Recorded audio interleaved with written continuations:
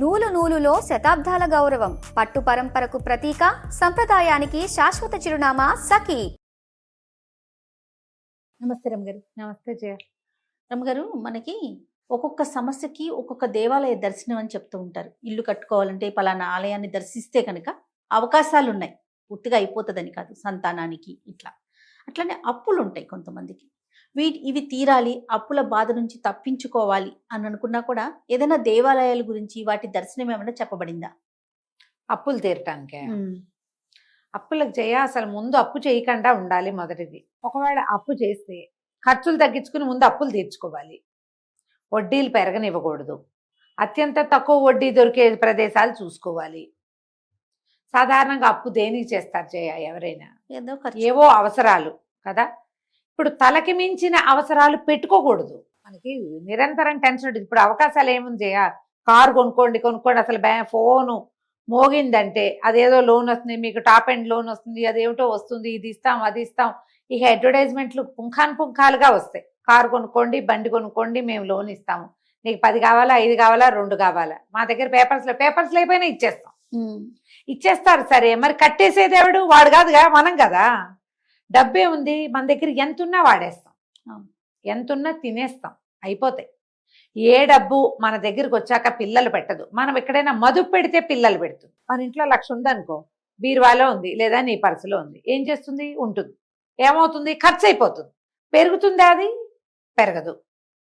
నువ్వు అప్పుగా తెచ్చుకున్నా అంతే, నువ్వు సంపాదించినా అంతే. దాన్ని ఎక్కడైనా పిల్లల్ని పెట్టించే చోట పెడితే పిల్లల్ని పెడుతుంది, లేకపోతే లేదు కదా. ఒక గుడ్డు ఉంది మన దగ్గర, కొన్నాళ్ళు కుళ్ళిపోతుంది. దాన్ని పొదగడానికి కావలసిన ఆధారం కావద్దు, ఆలోచించాలి కదా. అవసరాలు, అనారోగ్యాలు, ఏమైనా పెళ్ళిళ్ళు, ఫంక్షన్లు, పూజలు, పురస్కారాలు, ఇవాళ రేపైతే ఏమిటి దీక్షలు తీసుకోవటాలు. దీక్ష అది తీసుకుంటే ఏదో మనకు కలిసి వస్తుందని దీక్షలు తీసుకుని దానికి కూడా అప్పులు చేసుకుంటున్నారమ్మా. నేను అయ్యప్ప దీక్షలు తీసుకుని అప్పుల పాలైన వాళ్ళ కథలు ఎన్ని విన్నానో, నిజంగా ఆశ్చర్యంగా చూస్తున్నావు. అవునా గారు, సమస్యల నుంచి తప్పించుకోవటానికి కోసమే దీక్షలు చేస్తా ఉంటారు. అవును, మళ్ళీ కొత్త సమస్యలే, మళ్ళీ కొత్త సమస్యలు. అసలు అయ్యప్ప చెప్పేగా, చాలా మంది చిన్న వాళ్ళు పనులు చేసుకునే వాళ్ళు, రెక్కాడితే గానీ డొక్కాడని వాళ్ళు ఈ దీక్షలు తీసుకుని దానికోసం వాళ్ళకి జాగ్రత్తగా ఉండి పెట్టాలి, వాళ్ళకి బట్టలు కొనాలి, వాళ్ళకి అవేవో చేయాలి, అంది గ్రూపులో పూజ చేయాలి, ప్రయాణాలు చేయాలి, వాటన్నిటికీ అప్పు, అందరికీ భోజనాలు పెట్టాలి, దానికి అప్పు. ఈ అప్పులన్నీ చేసి దీక్షే అప్పే. మగవాళ్ళు దీక్ష తీసుకుంటే ఆడవాళ్ళు నలిగిపోతారు. దీక్ష అంటే కేవలం భగవంతుడి కోసం ఉండేది, దానికి మీరు ఖర్చు పెట్టక్కర్లా. అవును, మీతో ఖర్చు పెట్టించేది అసలు దీక్షే కాదు, అది అర్థం చేసుకోండి. ఇవే కాదు, పూజలు, పునస్కారాలు, పెళ్లిళ్ళు, ఫంక్షన్లు. ఈ పిల్లలు పెద్దవాళ్ళు అయితే అదో పెద్ద ఫంక్షన్ చేయకపోతే కుదరదు. ఏం కొంప మునక కుదరదా? ఎందుకు కుదరదు? అసలు ఏ కాలంలో చేసేవాళ్ళు ఫంక్షన్ ఎందుకు? ఈ ఓణీల ఫంక్షన్ 11వ ఏడు రాగానే చుట్టుపక్కల వాళ్ళంతా తయారవుతారు. ఓణీలు వేరే ఎందుకు? ఆ ఓణి తర్వాత ఎప్పుడైనా ఓణి వేసుకుంటుందా మా పిల్లది? అసలు పెద్ద వాళ్ళు 50 ఏళ్ల వాళ్ళే చున్నీలు వేసుకోవడం మానేసాము. ఇప్పుడు రూ అంటలేదు, మా మూ అనే చెప్తున్నా, మిమ్మల్ని అంటల్లా, నేను కూడా ఉన్నా అందులో. మొత్తం గుంపంతా అలాగే ఉన్నాం. ఈ ఓణి వేయడానికి ఎందుకు మా ఖర్చు పిచ్చెక్కినట్టు? అన్ని లక్షల గొప్ప ఫోటోలకి. పిల్లలు ఏదైనా ఫంక్షన్ వెళ్తే నాకు కూడా అలా చేస్తావా అని పిల్లలు అడగటం. ఈ బుడ్డ పిల్ల అడుగుతుంది, 9 ఏళ్ళది, 11వ ఏట. దానికోసం మీరు ప్లాన్ చేసుకుని, మీ దగ్గర డబ్బులుండి, మీ అమ్మగారో అన్నయ్య గారో దాన్ని ఖర్చు పెట్టడానికి సిద్ధపడి, లేదా మీరే పిల్లలు 5వ ఏట నుంచి చిన్నది చేర్చినట్టు వృధా ఖర్చు కోసం, పనికి మాలిన ఖర్చు ఇది, దానికోసం ఏర్పరచుకుంటే పోనీ పెట్టుకోండి. అసలు ఓణీలు వేయటానికి ఒక ఫంక్షన్ అవసరం లేదు. ఆ ఓణీలు శాశ్వతం కాదు, కేవలం మీరందరికీ భోజనాలు పెట్టడానికి, మీ గొప్ప చూపించుకోవటానికి అంతే. పూర్వం ఎప్పుడు వేసేవాళ్ళు ఓణీలు కాదు, పిల్లలు పెద్దవాళ్ళు అయితే అప్పుడు పెళ్ళిళ్ళు చేసేసేవాళ్ళు. అందుకని మా ఇంట్లో పిల్ల పెద్దదైంది, పెళ్లి సంబంధానికి మేము రెడీ అని ప్రపంచానికి తెలియజేయటానికి ఒక ప్రోలోగు కింద చేసేవాళ్ళు. అవును, అది కూడా ఇలా 11వ ఏట ఓణీలు కాదు, పిల్లలు పెద్దవాళ్ళు అయినప్పుడు సమర్థ బంతులు చేసేవాళ్ళు. అవి మానేసాం. అవి మానేసి పిల్లలకి హెల్తీ థింకింగ్ ని మాన్పించేసి ఫంక్షన్ థింకింగ్ ని నేర్పించి దానికోసం ఖర్చు. ఇక పెళ్లిళ్ళ ఖర్చు అంటావా, ఇంకా అసలు అడగకు. మ్యారేజ్ డే, వాళ్ళు ఎవరో ఎన్నో మ్యారేజ్ డే చేసుకున్నారు. మొన్న ఈ మధ్య చూశాను, ఎవ్రీ మంత్ బర్త్డేట పిల్లలకి, నెల పుట్టినరోజు. ఇవాళకి 2 నిండింది, 3 నిండింది అని చెప్పుకునే వాళ్ళం. నిన్నటికే 3వ నెల వచ్చింది మా పిల్లాడికని. నిన్న బర్త్డే చేసుకోవాలి, వాళ్ళు ఎవరో చేసుకున్నారు. ఒకవేళ భర్తలు వాటికి ఒడంబడలేదనుకో, అప్పుడు వీళ్ళకి లక్ష్యం లేదని, ప్రేమ లేదని, పిల్లల మీద ఆపేక్ష లేదని పుట్టించుకోవటం, పోట్లాడుకోవటం దాని మీద. మళ్ళీ బర్త్డే, మళ్ళా దానికి కేకు. చంటాడు తింటాడమ్మా? వాడికి నాలుకైనా రాస్తారా? రాయరు. వాడికి ఏమన్నా తెలుసా? వాడికి అర్థమవుతుందా? కాదు. నీకోసం కాదు ఈ ఓవర్ యాక్షన్ అంతా. ఓ కేకు. దీన్ని పెద్ద పెద్ద వాళ్ళు, వాళ్ళకు ఓపిక ఉంది, డబ్బులు ఉన్నాయి, సమయం ఉంది, ఆసక్తి ఉంది, మెండుగా చేసుకున్నారు. చిన్న వాళ్ళు కూడా కాపీ చేస్తారమ్మా దాన్ని. మరి చూస్తున్నాము, ఇన్ఫ్లుయెన్సర్స్ చూపిస్తారు, లేదా యాక్టర్లు చూపిస్తారు. కొంచెం డబ్బులు ఉన్న వాళ్ళు సరదాకు ఏదో ఒక్కొక్కళ్ళ సరదా. మాకొద్దా సరదా అంటే, డబ్బులు ఉంటే సరదా, లేనప్పుడు దానికోసం చేసి కరెక్ట్ కాదు కదా. కరెక్ట్ కాదు కదా అది. ఈ పిచ్చిల్లో పడబోకండి. ఎంతసేపు వాళ్ళు ఎవరో చేశారు మనం చెయ్యాలని చేసుకుంటే చేసుకోండి, దానికి అప్పవ్వకూడదు. రమ్మగారు, ఆడపిల్లలకు ఓనిలే కాదు, మగపిల్లలకి పంచెల ఫంక్షన్స్ అని, నోములు వ్రతాలు చేసుకున్న అదొక దానికి ఒక పెద్ద హంగామా. 30 ఏళ్ళు వచ్చినా లుంగీ కట్టుకోవటం రాని మగ పిల్లలు పుష్కలంగా ఉన్నారు మనకి. ఆ లుంగీ కట్టుకోవడం రాని వాడికి 11వ ఏట పంచెల ఫంక్షన్ చేసుంటారు. మీ అబ్బాయికి రోజు పంచ కట్టిస్తానంటే పంచెల ఫంక్షన్ చేయండి. మీ పిల్లతో రోజు ఓణి వేయిస్తామంటే చెయ్యండి. అది చేయనప్పుడు ఇది చేయబోకండి. అంటే ఇది రెండే కాదు, మిగతా నోములు అవి కూడా నోములు. వరలక్ష్మి వ్రతం అంటే ఎంత హంగామాను, వాళ్ళెవరో ఎంత అలంకారం. ఇంతకీ పూజకి ఒక్క మంత్రం రాదు మీకు, ఒక్క వంట మీ అంతటి మీరు చేసుకోరు. కొంతమంది చేసుకుంటారు, అందరూ చేయటం లేదుగా. దాన్ని కూడా స్వీట్ షాప్ వాళ్ళు పంపిస్తారు, వాళ్ళు శుద్ధంగా చేస్తారని అడ్వర్టైజ్మెంట్లు కూడా చూసాం కదమ్మా. వాళ్ళు బాగా డబ్బులున్నాయి, అలంకారం చేసుకోవటమే ఇష్టం. ఇంతకీ అలంకారం నీ చేత్తో నువ్వు చేయవు, వాళ్ళు ఎవరినో పిలిచి వాడికి డబ్బు ఇచ్చి చేయిస్తావు. నువ్వే పువ్వులు కడతావా కూర్చుని? కాదు. నువ్వే పువ్వులు కట్టి, నువ్వే ముగ్గేసి, నువ్వే పేటేసి, నువ్వే ప్రతిమను అలంకరించుకుంటే నీ ప్రీతి భగవంతుడి పట్ల. నువ్వు డబ్బు ఖర్చు పెట్టి ఎవరినో పిలిచి చేయిస్తే అది ఓవర్ యాక్షన్. మీరు చేసుకోండి, మీ ఇష్టం, నేనేం కాదన్ను దాన్ని. కానీ దాన్ని చూసి మనం చేయాలని దానికి వృధా ఖర్చు లేదా అప్పు. ఒక అప్పు కోసం మొదలుపెట్టి ఇవన్నీ మాట్లాడుతున్నామమ్మా. ఇవి అప్రస్తుత ప్రసంగాల్లాగా అనిపించినా కూడా నిజానికి లోకమంతా ఇదే జరుగుతోంది. ప్రతి దానికి ఒక కొత్త బట్టలు కొనుక్కోవటం. ఎవరి పెళ్ళైనా మనమే బట్టలు కొనుక్కోవాలి. ఒకసారి వేసుకున్న బట్టలు ఇంకోసారి వేసుకోవడానికి వీల్లేదు. ఎన్నుంటే నడుస్తుందమ్మా? ఇలాగే కదా అప్పుల పాలైపోతున్నా. వాడు 10,000 ఇస్తాడు చక్కగా సింపుల్ గా.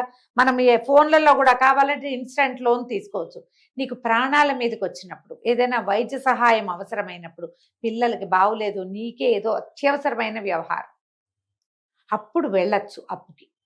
ఆడపిల్లల పెళ్ళిళ్ళు అప్పుడు కూడా డాంబికానికి వెళ్ళొద్దు, వృధా ఖర్చుకు వెళ్ళబోకండి, గొప్పకి వెళ్ళొద్దు, ముందు ఆ పని చేయబోకండి. మీరు అవన్నీ చేసేసి అప్పులు తీరడానికి నీకు ఇది కావాలంటే ఎలాగమ్మా? అడుసు తొక్కనేలా కాలు కడగనేలా అన్నారు. ముందెందుకు బురదలో కాళ్ళు వేయటం? మినిమైజ్ చేసుకోండి ఖర్చుల్ని. 50,000 పెట్టే చోట 10,000 పెట్టండి, 10 పెట్టే చోట 2 పెట్టండి. 2 పెట్టాల్సి వస్తే 100 రూపాయలతో ముగించండి దాన్ని. కోటిలో బేరంలాగా అనమాట. ఇప్పుడైతే లేదేమో తెలియదు నాకు. ఇది వరకు అయితే వాడు 100 అనగానే 10 రూపాయలకి ఇస్తావా అని మొదలు పెట్టేవాళ్ళం. నీకు గుర్తుందా? తెలీదు నీకు. బుక్స్ ఏమిటి, కోటి వెళ్తే చిన్నప్పుడు ఏదైనా ఇంతే బేరం. ఎగ్జిబిషన్ లో కూడా అలా చెయ్యం. 1000 రూపీస్ 1200 అంటాడు, 300కి ఇవ్వు అని మొదలు పెడతారు. చివరికి వాడు 500కి ఇస్తాడు. మీ ఖర్చులు కూడా అలా గనక ఉంటే మీకు అప్పుల పాలవ్వకుండా ఉంటారు. ఒకవేళ మీకు అప్పులే ఉంటే ఎక్కువ వడ్డీలున్న అప్పుల జోలికి అర్జెంటుగా వెళ్తారని వెళ్ళబోకండి.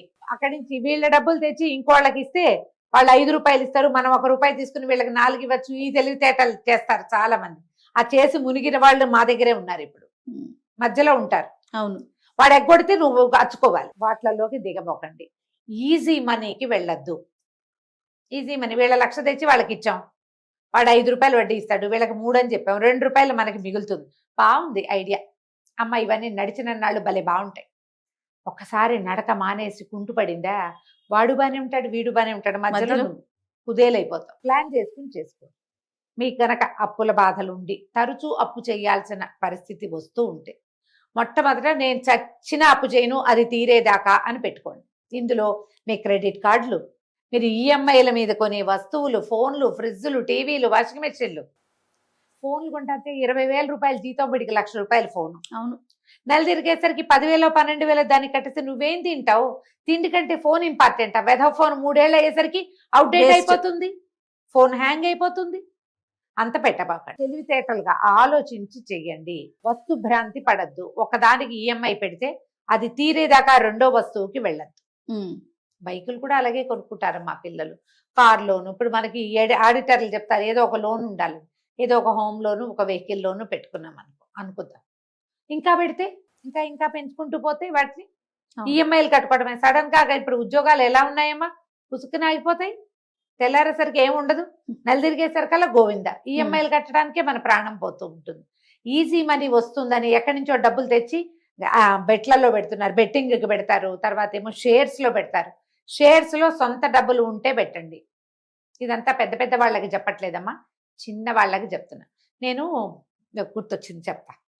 మా టీవీకి నేను ఆలయ దర్శనం ప్రోగ్రామ్ చేయడానికి వెళ్ళేదాన్ని. అక్కడ ఒక మేకప్ కుర్రాడు వచ్చేవాడు జయ. మామూలుగా ముందు సీనియర్ మేకప్ సీన్ అని ఉండేవారు. అతను రానప్పుడు ఒక చిన్న కుర్రాడు, కొంచెం మన సన్ని అంత వాడు అనుకో, వాడు ఈ మధ్య ఆడుతూనే ఉండేవాడు. ఏంట్రా నాయన ఎంతసేపు ఫోన్లో ఆడతావంటే రమ్మీ పేకాట ఏదో డబ్బులు వస్తాయి. నేనన్నా పోతాయిరా నీకు ఎప్పుడో ఒకప్పుడు. చిన్న కుర్రాడమ్మా, ఒక 23-24 ఏళ్ళు ఉంటాయి. డబ్బు పోగొట్టుకుంటావు, వీళ్ళు రోజుకు 1500 ఇస్తే నువ్వు ఇందులోనే పోగొడితే ఎట్లా రా నాయన డబ్బులు, ఇల్లు బక్కలు నడవద్దంటే. అబ్బే నేను అలా పిచ్చివేదాలాగా చేయనమ్మా, 200 పెట్టుకుంటా మ్యాక్సిమం. ఒకవేళ పోతుంది అనుకోండి ఫస్ట్ 3 మళ్ళీ మామూలు అయ్యేదాకా ఆడను. వాడు 200 వాడికి వచ్చేదాకా 200 ఆడతాట. ఆ తర్వాత ఇంకా వాడు ఆడట. ఈ డబ్బులు ఉంచుకుంటాను, మళ్ళీ ఎక్స్ట్రా పెట్టను, దాంట్లోంచి ఆడు. ఎంతమందికి ఆ కంట్రోల్ ఉంటుందమ్మా? వాడు వచ్చినప్పుడల్లా ఇవాళ ఎన్ని వచ్చినాయో పోయినాయా, అన్ని రోజులు కూడా కంట్రోల్ ఉండదు. అదే నేను చెప్పాను, మాటలు వేరు చేతలు వేరు కదా. ఇది నువ్వు ఆ మాట కూడా చెప్పాను. ఇది ఒక పెగ్గు తాగుతాను లాంటిది. ఒక్క పెగ్గే క్రమంగా 2కి 3కి 4కి అసలు పెగ్గే చేయకూడదు. అది ఒక పెగ్గు మానేస్తానని ఉండాలి గాని ఒక్క పెగ్గే వేస్తానంటే ఈ ఒక్క పెగ్గు వాళ్ళంతా చివరికి వ్యసన పరులుగా మిగులుతారు. వాడి దగ్గర ఎప్పుడు నువ్వు ఒక్కటి తాగినా బాటిల్ తాగినా అదే వాసన, అదే బ్లడ్ లో ఆల్కహాలే ఉంటుంది. నువ్వు గబుక్కను మీ ఇంట్లో ఎవరికైనా అనారోగ్యం అయితే నెత్తురివ్వడానికి పనికిరావు, పనికి మాలిన జన్మ అయిపోతుంది. నీది బ్లడ్ పనికిరాదు. అవును, ఎందుకు? వృధా కదా. ఇవాళ రేపు ఎవరు తాగట్లేదు అని వెదవ ట్యాగ్ లైన్ ఒకటి పెడతారు. ఇవాళ రేపు ఎవడు బతకట్లేదు లాగా జకారం వినపడుతుంది నాకు. అది అందరూ బతుకుతున్నాము, అందరికి ఆక్సిజన్ కావాలి, ఆల్కహాల్ కావాలా? వ్యసనమే కదా. అలాంటిదే ఇది కూడా. అప్పు చేయటం కూడా వ్యసనమే, అప్పు వ్యసనమే, గేమింగ్ వ్యసనమే. ఎక్కడైనా డబ్బులు పెట్టడం ఎంతసేపు వస్తూ ఉంటే ఒక ఉద్రేకం, పోతే వచ్చేదాకా ఆడడం, మళ్ళీ దానికోసం అప్పు. పేకాట అప్పులు, అవునండి, గేమింగ్ అప్పులు, బెట్టింగ్ అప్పులు, బట్టలకు అప్పు, పెళ్లిళ్ళకి అప్పు, ఫంక్షన్లకు అప్పులు, పూజలకు అప్పులు. దేనికి చెయ్యం మనం? అన్నిటికీ చేస్తాం. మనకి ఎలాగూ కార్లు, బళ్ళు, క్రెడిట్ కార్డు అవి ఎట్లాగూ ఉన్నాయి. క్రెడిట్ కార్డు మీద కూడా కంట్రోల్ ఉంచుకోండి. పెద్ద లిమిట్ ఉందని గొప్పగా లిమిట్ దాకా వాడితే పంప మునుగుతుంది. పైగా డేట్ ఖచ్చితంగా ఉండాలి. డేట్ దాటిందంటే మనకి ఇంట్రెస్ట్ పడిపోతుంది. పదునైన కత్తులు ఇవి, అన్ని పక్కల పదునే. దానికి పక్క 2 పక్కల కాదు, పైన కింద కూడా పదునే. పట్టుకున్నా కూడా దిగిపోతుంది. జాగ్రత్తగా ఆలోచించుకోండి, తొందరపడద్దు, అప్పు చేయకూడదు. ఆల్రెడీ మనకు అప్పు ఉంటే ఇది తీరేదాకా కొత్త అప్పుకు వెళ్ళకూడదు. దానికోసం నువ్వు అన్నం మానేయద్దు, ఆడంబరాలు మానేయి, అన్నం తగ్గించుకో, ఒళ్ళు దగ్గర పెట్టుకో. ఇవి ఎవరికి వాళ్ళు లోపల ఉండాలి. మీరు ఆంజనేయ స్వామిని పట్టుకోండి, అప్పులు తీరుతాయి. ఓహో, ఆంజనేయ స్వామిని పట్టుకుంటే ఒక ప్రదక్షిణాలు చేయటం 11, 40, 108 మీ ఇష్టం.